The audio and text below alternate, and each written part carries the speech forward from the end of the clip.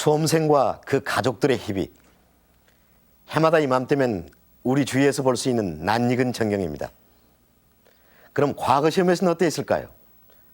과거 시험은 개인에겐 관직을 얻고 관료로 진출하는 길이었습니다. 또 국가로서는 인재를 선발하는 제도였습니다. 오늘 역사추리는 소설 속의 인물이지만 과거로 입신 출세한 대표적인 인물인 이몽룡을 통해서 당시의 과거 제도를 짚어보겠습니다. 춘향이와 헤어져 한양으로 간 이몽룡은 과연 어떻게 됐을까요?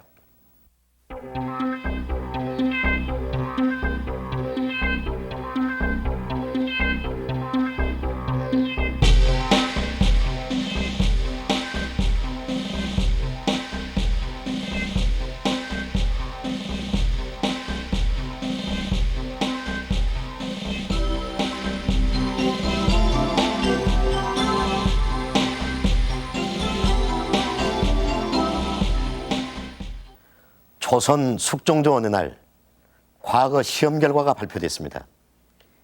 영예의 장원은 이몽룡이 차지했고 과거 급제자들을 축하하는 행사도 있었습니다.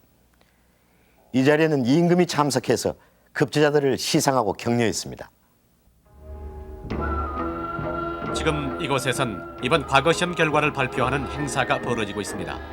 수많은 경쟁자를 물리치고 합격한 급제자를 포함해서 이제 막 장원을 발표하려는 긴장된 순간입니다. 장원의 이몽룡. 과거에 합격한 급제자들에게는 합격 증서인 홍패와 의사화가 주어집니다. 그리고 관직에 등용되는 혜택과 함께 등수에 따라 품계를 올려받게 됩니다. 지금 장원 이몽룡이 임금에게 직접 의사화를 받고 있는 순간입니다.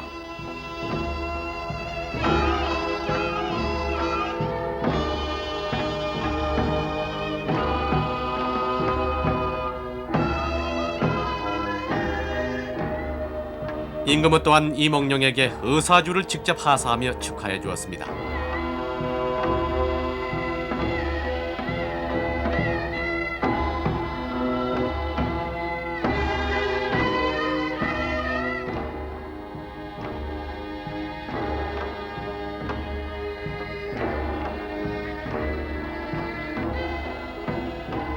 자, 그럼 여기서 장원을 차지한 이몽룡 군을 잠깐 만나보겠습니다. 이몽룡 씨, 축하합니다. 예, 고맙습니다. 근데 손에 들고 있는 게 지금 뭐죠? 예, 저 홍패라는 건데 과거 시험 대과에 급제했다는 합격 증서 같은 겁니다. 네, 말로만 듣던 의사화를 꽂으셨네요. 그런데 무슨 꽃이죠?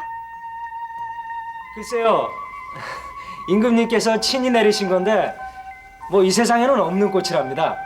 하지만 우리 같은 선비들한테는 성공으로 가는 사다리 같은 거죠. 네, 앞으로의 저 포부를 좀 밝혀주시죠. 예, 저 임진왜란 병자호란을 겪은 뒤라 민심이 뒤숭숭한데 우리 같은 신진기회들이 나서서 국가 기강을 바로잡고 동아시아의 강력한 국가를 만들어 보겠습니다. 이장원! 그래 알았네. 예. 그런데 아주 기쁜 순간일 텐데요. 누가 제일 먼저 지금 생각나십니까? 그동안 뒷바라지해 주신 부모님과 그리고 남원에 있는 춘향이가 보고 싶습니다. 네, 아무튼 다시 한번 축하드립니다. 고맙습니다. 가세. 축하하네. 이번 과거 급제자들을 축하하는 일정은 오늘 이 행사를 시작으로 내일과 모레까지 계속됩니다. 내일은 문과 장군의 집에 모여서 장군의 인솔하에 국왕에게 사은례를 하고 모레는 문묘를 방문합니다. 한편으론 시험관을 초대해서 감사하는 자리를 갖거나 친척 친지를 불러서 자축회를 엽니다. 또 평소 지도해준 선배를 찾아 인사를 합니다. 이들 과거 급제자들에게는 3일에서 5일간 일종의 시가 행진인 유가가 허락됩니다. 의사화를 꽂은 급제자들은 말을 타고 그 앞을 천동이 앞장서 유도합니다. 또 악수가 음악을 울리고 광대가 춤을 추고 제인이 제주를 부리면서 거리를 행진하게 됩니다. 사람들은 몰려와 구경을 하고 선비로서는 최고의 영광이랄 수 있는 것입니다. 이상 과거 급제자 시상식 현장에서 전해드렸습니다. 이몽룡이 이렇게 과거에 장원 급제한 것이 17살 때라고 추정됩니다. 과연 그럴 수 있었을까요? 이제부터 춘향전을 토대로 몇 가지 정황을 살펴보면서 이몽룡에 대한 본격적인 추리를 시작하겠습니다.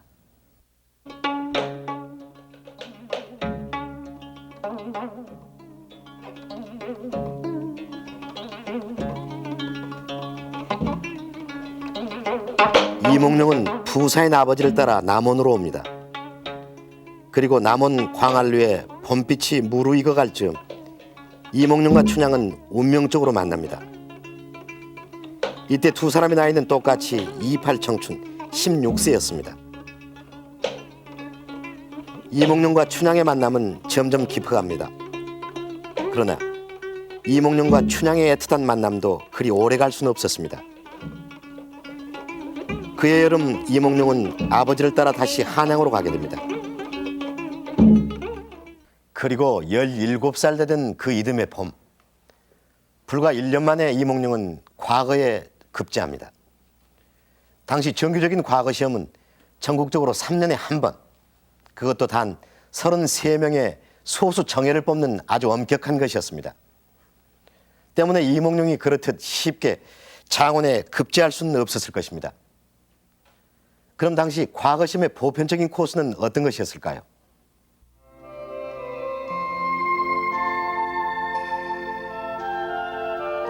조선시대 과거 시험의 일반적인 과정은 바로 이렇습니다.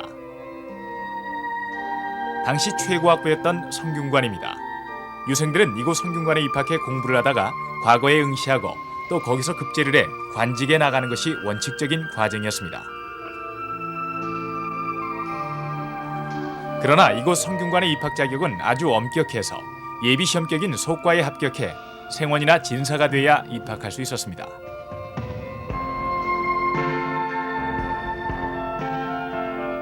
다시 말해 성균관에 입학할 수 있는 사람들은 우리가 익숙하게 들어온 최진사나 허생원처럼 일단 각 지방의 향시에서 생원 진사 시험을 통과한 사람들이었습니다.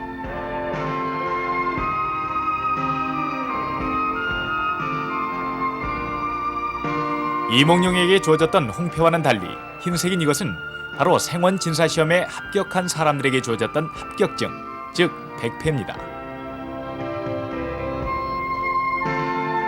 성균관 수학생들은 이미 생원이나 진사라는 신분을 가진 지식인들이었지만 다시 과거 대과에 응시하기 위해 공부를 하고 있는 것이었습니다. 강학을 하던 이곳 명륜당 좌우에는 현재까지도 당시 유생들이 기숙 생활을 하던 동제와 서제가 남아 있습니다. 동제엔 생원들이, 서제엔 진사들이 생활했었는데 동서제의 아래쪽은 하제라고 해서 보결로 수용한 기재생들이 기거했습니다.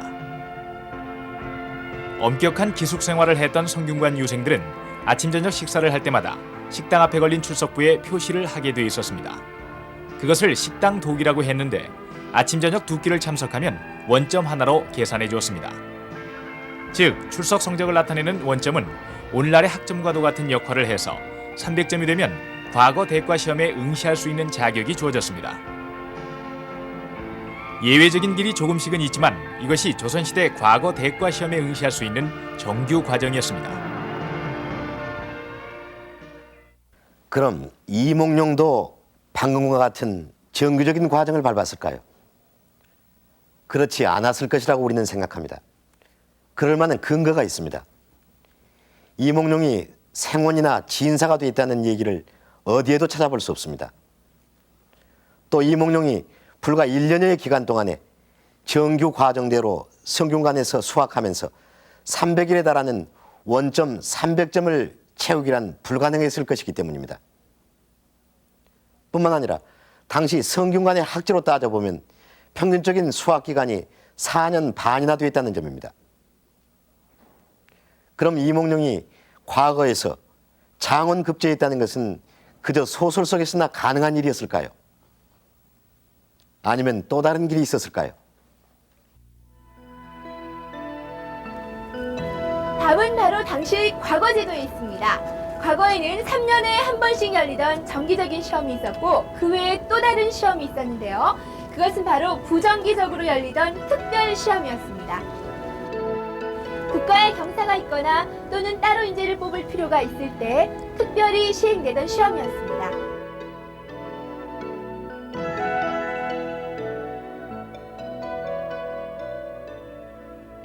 그런데 그런 부정기적인 시험들은 응시 자격을 까다롭게 제한하지 않았습니다. 또 여러 차례 시험을 봐야 하는 정기시험과는 달리 단 한 번의 시험으로 합격과 불합격이 결정되는 시험이었습니다. 그래서 부정기적인 시험들엔 많은 사람들이 몰렸고 이몽룡도 어렵지 않게 과거 시험에 응할 수 있었을 것입니다. 그렇다면 이몽룡이 치른 부정기 시험은 과연 어떤 것이었을까요? 제가 지금 서 있는 이곳은 창경궁의 연못인 춘당지입니다. 지금은 남아있지 않지만 오래전에 이곳엔 춘당대가 있었고 이 춘당지는 그곳에 딸린 연못이란 뜻에서 붙여진 이름이라고 합니다. 그런데 이곳에선 때때로 친히 임금이 나와 치러지는 부정기적인 시험이 있었는데요. 그 시험을 바로 춘당대시라고 했다고 합니다. 여기서 우리는 이몽룡이 장원급제한 과거 시험의 단서를 발견할 수 있습니다.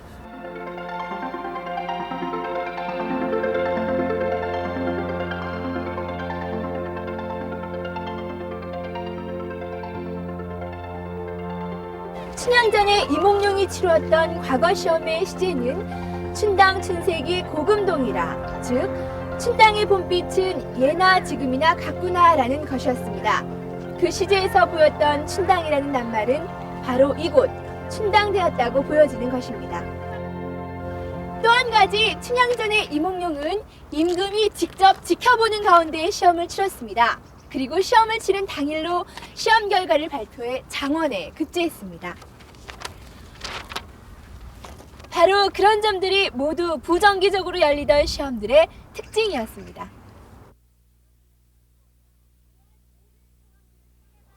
이러한 모든 정황들을 정리해보면 이몽룡은 정규 시험이 아닌 부정기적인 시험, 그 중에서도 이곳 춘당대에서 치러졌던 춘당대시에서 장원급제한 것으로 추리해 볼 수 있습니다. 당시엔 이몽룡처럼 과거 시험을 통해 선발되는 선, 또 추천에 의한 거, 이렇게 두 가지 길을 통해 관직에 등용됐습니다. 여기서 오늘날의 선거라는 말이 유래됐습니다. 그러나 추천에 의한 방법은 한정돼 있을 수밖에 없었고 자연히 모든 이에게 열린 창구 역할을 했던 것은 과거제였습니다. 그러기에 과거는 이몽룡뿐만 아니라 모든 이들이 꿈꾸는 출세의 절대적인 길이었습니다. 그렇다 보니 경쟁은 갈수록 치열해졌고 조선 후기로 오면서는 과거 응시가 마치 유행처럼 번지게 됐습니다. 먼저 당시의 구체적인 기록들을 찾아보기 위해서 규장각을 찾았습니다. 경국대전엔 과거 응시 자격에 대해 적고 있습니다. 범죄 영불서용, 범죄를 저질러 영영 관직에 임명될 수 없다는 판정을 받은 사람, 국가 재정을 횡령한 장리의 아들, 그리고 행실이 좋지 못하거나 재가한 사람의 자손, 설, 즉 첩의 자손 등 몇 가지 결격 사유만을 적고 있습니다. 결국 법제상으로는 천인이 아니면 누구나 응시할 수 있다는 내용입니다. 과거는 이렇게 원칙적으로는 몇 가지 결격 사유가 없는 이상 누구에게나 열린 기회였던 것입니다. 이와 함께 또 하나의 흥미로운 사실이 있습니다. 바로 지역 쿼터제입니다. 그것은 정규 과거 시험의 초시에서 각 도별로 인구 비례에 맞춰 선발할 인원을 강제적으로 책정하고 있는 것입니다. 고려와 조선시대는 과거 제도에 있어서 변화가 있다. 조선시대가 좀 더 발전된 모습으로 나타나는데 그 두 가지 면이 있습니다. 하나는 과거에 응시할 수 있는 사람의 자격이 보다 더 평면화돼 간다. 다시 말씀드리면은 자기 조상 중에 조상 4대조 가운데 벼슬한 사람이 있으면은 누구나 과거를 볼 수가 있어요. 이게 이제 조선시대 첫째 그 특징이고, 또 한 가지는 초시 합격자를 뽑는 데 있어서 각 도의 인구 비율로 일종의 쿼터제를 실시해가지고 강제 배분한다는 사실이에요. 그러나 이 강제 배분을 또 지나치게 강조하게 되면은 소위 나눠 먹기식이 되는데, 이것을 이제 지양하기 위해서 마지막 그 복시와 전시에서 33사람을 뽑을 때는 이제 지역 안배주를 쓰지 않고 성적에 의해서 뽑습니다. 이게 다시 말씀드리면은 능력주의와 지역 안배주의를 교묘하게 결합을 해서 시행한 것이 조선시대 과거제도의 특징이다, 이렇게 볼 수가 있죠. 이처럼 과거가 열린 기회가 되자 전국 방방곡곡에서 과거에 응시하기 위해서 사람들이 몰려들었습니다. 충청도 지역에선 보름씩 걸려서 더 아래인 경상 전라도 지방에선 한 달 이상씩 걸리면서도 멀고도 험난한 과거길에 오르곤 했습니다. 개나리 보찜 하나씩 둘러매고 과거길에 오른 선비들은 성황당을 지날 때는 과거길의 무사함을 간절히 기원했습니다.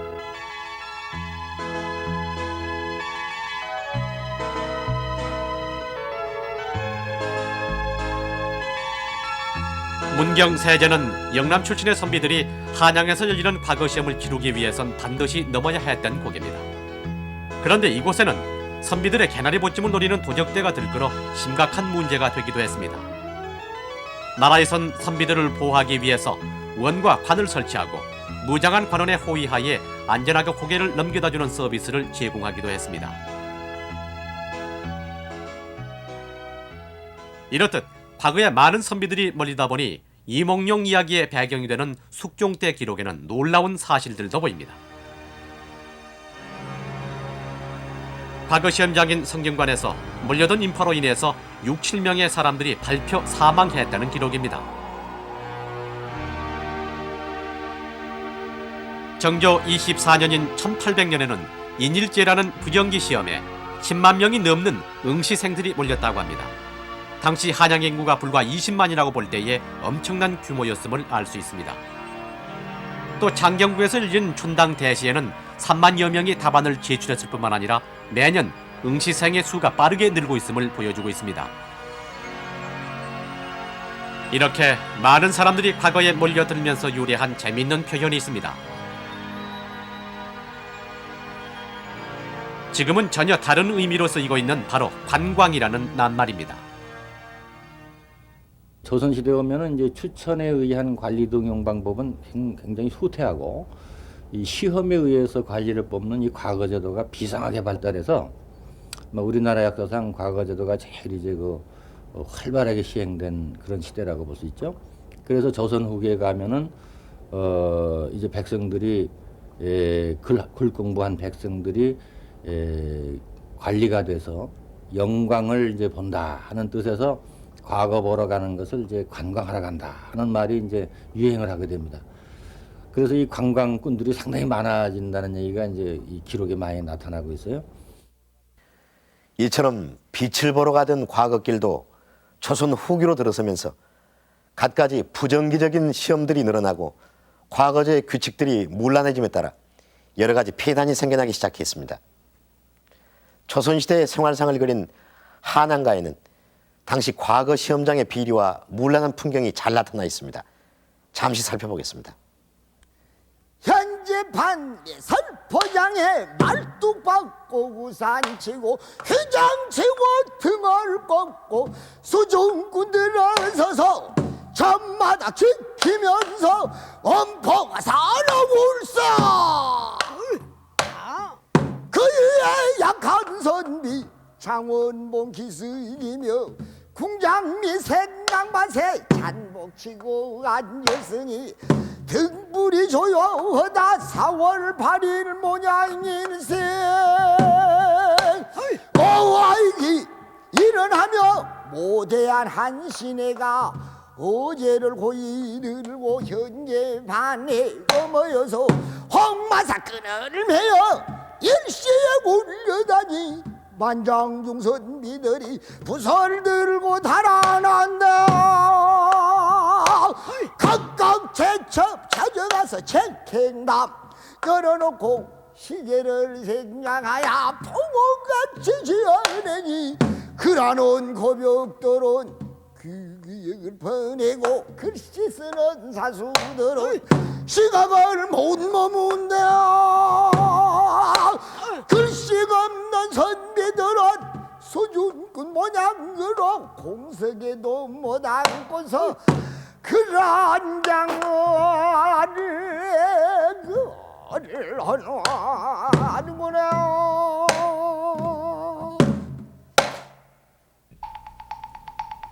서로 좋은 자리를 차지하려고 다투고 또 글 잘 쓰는 선비를 돈을 주고 고용해서 대리 시험을 치르게 하는 등 과거장의 비리들이 생생하게 노래 속에 담겨 있습니다.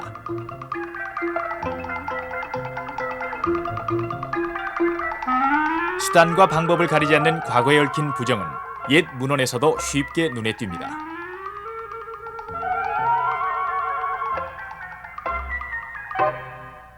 그 대표적인 것은 오늘날과 마찬가지로 바로 컨닝이었습니다.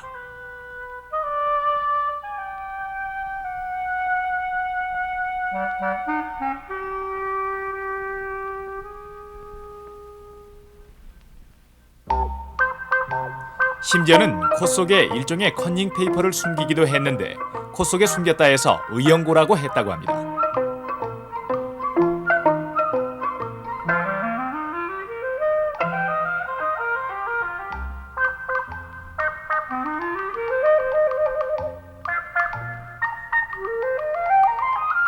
작은 종이에 적은 컨닝 페이퍼를 협서라고 불렀는데 이런 과거장에서의 컨닝은 골칫거리였습니다.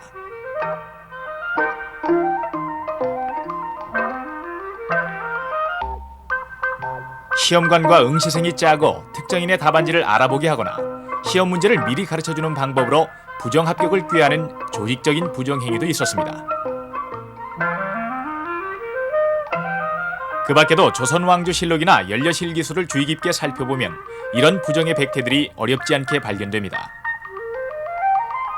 시험 관계자를 매수해서 합격한 답안지에 자신의 이름을 바꿔다는 방법인 절과, 남의 답안을 빌리거나 대리시험을 이용한 차술, 심지어는 시험장을 습격하고 시험관을 구타하는 과장 난동 사건까지 벌어지기도 했습니다. 시험에 낙방을 하고 고향으로 무거운 발길을 돌리지만 선비들은 과거를 포기할 수가 없었습니다. 이때의 심경을 한 선비는 이렇게 읊고 있습니다. 빈궁한 한사가 나무를 먹으며 배고픔을 참고 힘써 공부하면서 밤낮으로 손꼽아 기다리는 것은 오로지 단풍 드는 가을에 부모 처자가 합격을 기다림에 있는 것인데 오히려 뜻밖의 소문을 들으니 이는 마음이 상하는 일단이 된다. 합격자 수는 정해져 있는데 한편으론 매문매석하는 세도 있는 집안 자제에 독점하는 바가 되고 또 한편으로는 대리시험으로 글을 빌리는 자가 합격하게 된다.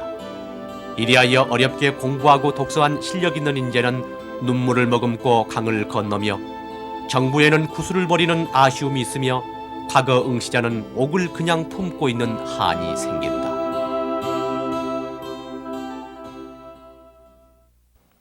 조선의 과거 제도는 이몽룡의 경우처럼 관직에 처음 등용되는 길이기도 했지만 동시에 기존의 관료들에게도 승진할 수 있는 열린 창구였습니다. 그러기에 조선 왕조는 국가의 기강이 인재를 선발하는 과거에 달려있다고 생각했고 그래서 더욱 엄격하게 시행하고자 여러 가지 노력을 시도했습니다. 과거 시험에는 공정성을 기하려는 많은 노력과 제도적 장치들이 마련돼 있었습니다. 시험 당일 새벽, 응시생들은 시험장으로 입장합니다. 이때 수협관들이 달려들어 몸수색을 하는데 만일 책이나 문서를 갖고 들어가다 발각되면 3년에서 6년 동안 과거 시험에 응시할 수 없게 됩니다.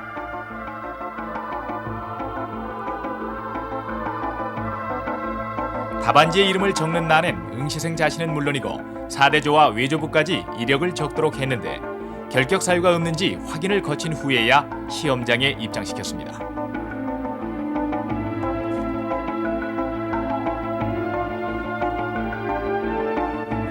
과거 응시생들의 입장이 끝나면 6자 간격으로 떼어앉히고 시험장을 폐쇄합니다.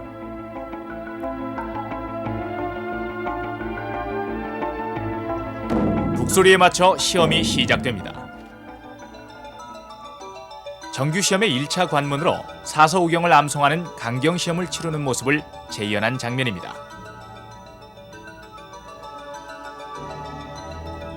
시험관과 응시생이 서로를 알아보지 못하도록 사이에 장막을 치고 감시자를 둔 상태에서 시험을 치름으로써 안민에 의한 부정을 방지하고자 한 노력입니다. 오늘날 예체능기 시험을 보는 방식과 똑같은 것도 흥미로운 점입니다.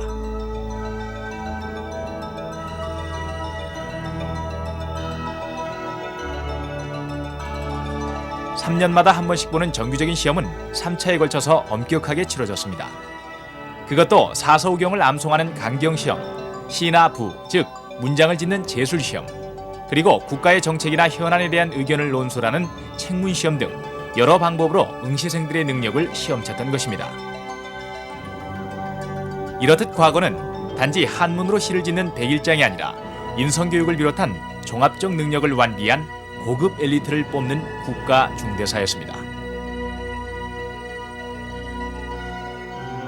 요즘의 출제 위원격인 시관, 즉 시험관으로 선발되면 일체 외부와의 접촉을 할 수 없었습니다. 이를 쇠유라고 하는데 부모가 돌아가지 않는 한 다른 일은 알리지 않아 요즘과 같았습니다. 시험 장소는 두세 곳으로 나누고 공정성을 꾀하기 위해 시험관과 가까운 사람은 같은 시험장에 있지 못하도록 분리시켰습니다. 수거된 답안들은 여러 차례 걸쳐서 돌려가며 엄격하게 채점됐습니다. 당시의 시권, 즉 답안지들입니다. 그런데 이상한 것은 답안지 한쪽이 찢어진 채 말려 있거나 완전히 둘로 나눠져 있다는 것입니다. 이건 역시 오늘날 비슷하게 쓰이고 있는 방법으로 이름을 적은 부분과 답안 내용을 분리해서 답안지의 주인이 누군지 알 수 없도록 한 것입니다.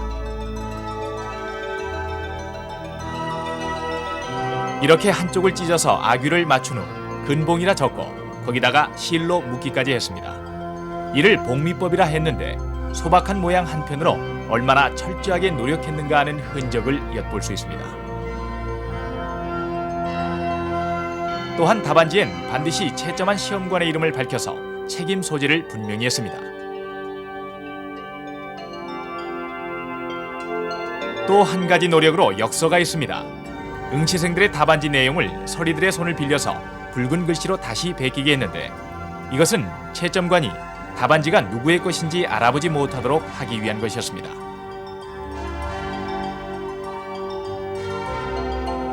이런 제도적인 장치들과 함께 조선의 과거제는 1894년 가보개혁으로 없어질 때까지 문과 무과를 합쳐 총 740일에 실시됐습니다. 급제한 인원은 약 14,000여 명에 이른다고 합니다.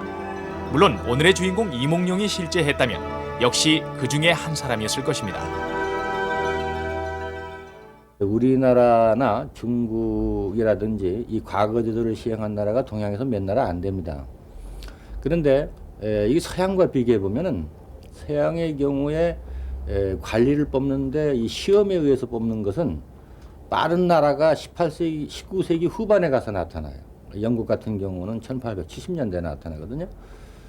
그런데 이러한 서양의 이 추세와 비교해 보면은 우리나라는 상당히 빠른 시기부터 이런 시험제도, 능력주의, 또 이 지역 안배주의에 의해서 인재 등용이 실시됐다 하는 점에서 상당히 우리가 주목해야 될 일이다 이렇게 봅니다. 오늘 역사추리는 이몽룡이란 소설 속의 인물을 통해서 당시의 과거 제도를 살펴봤습니다. 지역적인 안배를 통해 고르게 인재를 등용했던 세심한 노력은 오늘날에 비추어 봐도 시사하는 바가 적지 않습니다.